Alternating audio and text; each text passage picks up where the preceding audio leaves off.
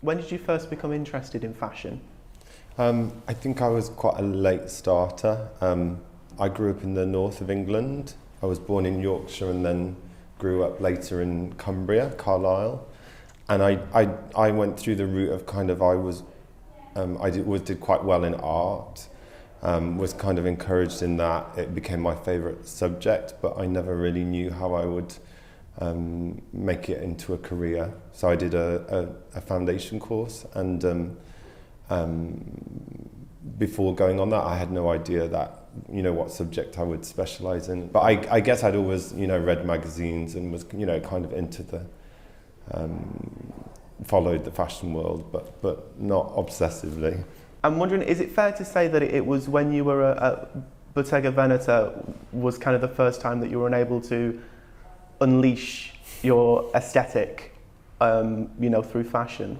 Yeah, definitely. I mean, Calvin was like an invaluable experience, and I went there in '96, just before I graduated, and it was kind of, New York was very hot at that time, and the New York design scene, and it really taught me a lot about kind of discipline and that kind of the way a big New York fashion company is run.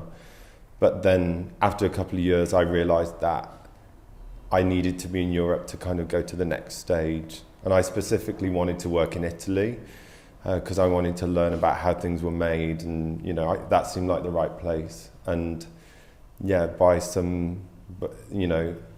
in the end ended up working with some really amazing people, and yeah, it was definitely my kind of breakthrough moment. And it was actually a really short time. We only did 3 seasons. I'd done a couple of seasons before freelancing from the UK, and because I was from the UK, the people who at the time it was owned by a lady called Lara Moltedo, who had started the company, and because I was from London, she thought I knew everything about fashion, and she asked me to recommend a stylist. And I'd always followed Katie Grand's work, and when I graduated, I took my collection in, and she was really nice to me when I took it into Dazed and Confused, where she worked. So she kind of stuck in my head, and so they asked me to suggest a stylist, and I suggested her, and they ended up hiring her. And then she brought Giles in, and then I kind of met Loewe and Katie Hillier and a lot of the people who I still work with at that time. But it took a little while. I mean, we didn't start off as firm friends. I think Katie tried to get me fired at least once. But it was definitely it was a big moment for us, and it was a really intense time. We were super young actually to have that kind of opportunity, and when it ended quite abruptly, we were all, I think, quite upset. But I think looking back can see why Gucci Group took it in that direction, and obviously have a lot of respect for the work they've done since. How would you define your aesthetic? It's quite a difficult one. I think maybe for me sometimes harder because I've not really ever had my own my own label. But I think my approach to fashion is quite straightforward. I think that's the thing that I feel most clearly about, is that I like to be quite down to earth about design, and I'm quite straightforward, and I like to have fun with it. I've always made sure a studio that I've been in charge of is a really fun place to be. Music, feels like what a fashion studio should be, and in that way I think I approach things in quite an unpretentious way. If we end up creating something beautiful, I don't think people necessarily need to know the process. It's more, is there something good in front of you? I definitely like quite a sexy and bold kind of look.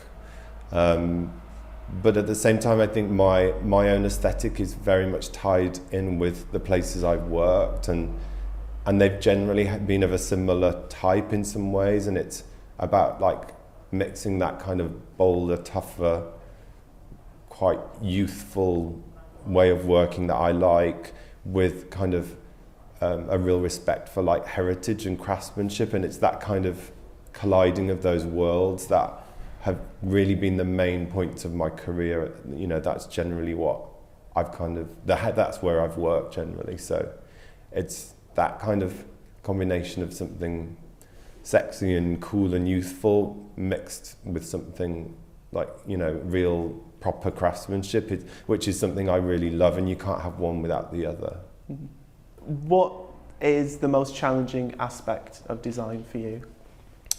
I mean, the design process is so fun for me. It's like it's quite straightforward, and I don't, you know, the idea of sketching or brainstorming with people, or I mean that's kind of the joy, and working with the people to get it made. I think the biggest challenge is to, when you have an idea or there's something in your head that you like, is following that idea through the process, because it can often take months, and you've got to be really diligent about making it work, and you've got to feel really strongly about that idea because you've got a lot of people to persuade along the way, you know, in terms of like, you know, it's not just about getting something out there to journalists, it's then have to get into the store, it has to be priced right. So it's like taking that like instinctive idea and taking it all the way through the process is like the biggest challenge, because it takes a long time, and you've got to get a lot of people on your side to make it really work. You once described your work as extreme luxury. Oh dear. Is that still what you do at Loewe, do you feel? Yes, but I think probably my interpretation of extreme luxury will have changed. I think the last year or so, I mean, it's been so important to like move with the times and learn, and not just create things in a vacuum, because I don't know, it would just be, you just couldn't stay relevant if you thought in that way. So I think the way of doing things has changed a lot, and I've really tried to change the way I work. I think it's been really important, and I think it's been really healthy. So for me, extreme luxury isn't necessarily having all available colours of exotic skins anymore, even though that's still important, and I still do that at Loewe, because we have a customer who comes to us for those things, so we can't obviously forget her. But the luxury to me now is very much a focus on like spending time on things, making things as perfect as they possibly can be, you know, subtle colour combinations, all the things that make something luxurious to someone personally, like the detail is really what, you know, how it feels when you touch it, what's inside, you know, those are the kind of, that's what luxury means to me today. With that in mind, I think it's a difficult question to ask, but where does Loewe sit in the current economic climate, as they say? What does Loewe represent? I think, I mean, I think Loewe has always had a strong identity of its own. It's just maybe not been known to that many people, but it has been going for over 160 odd years, started in 1846. So for me, its strongest values is that it has a kind of a focus on craftsmanship and high quality, and I guess I think it has a kind of, for me it's got those classic iconic references that can be really, you know, that I love to play with, but my job I think is to make it a kind of, you know, like a progressive or a kind of provocative take on the classic roots. I think, yeah, so in terms of where it stands in like the market and the economy, it's kind of true values, like it's a company that's got real soul. So it's not, you know, if you go to Loewe for a leather jacket or a leather trench coat or a a wallet or a bag. Those are things that it's been making for decades and decades, and so it has a real authority and a real, real reason to be there. You presented the latest Loewe collection in what I felt was kind of a markedly unusual manner. It was, about a very intimate series of little shows, kind of halfway between a catwalk and halfway between a presentation. What prompted that change this season? I mean, I think there's been a lot of debate over the last year or so about what should a fashion show be in this in modern context, and I think that discussion very much started when I arrived at Loewe like a year and a half ago, and I've really embraced that kind of discussion because it felt very appropriate for Loewe, and at each season we've kind of done something slightly different with the presentation, and I didn't feel like a need to do like a traditional Paris runway show. I wanted something that kind of made us stand out and made us feel more special, but also to kind of get the values of what we're trying to do across.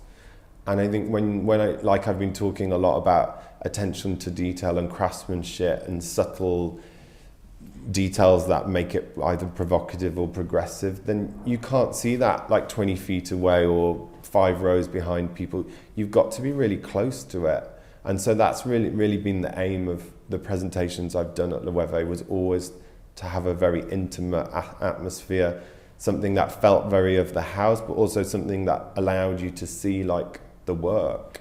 For me, what you said is just kind of chimed in completely with what I thought about the show, which was that it's actually like you're burying your head in the craftsmanship. Yeah. And I felt that focus on craftsmanship is kind of a huge part of Loewe's history. It's kind of what Loewe is about.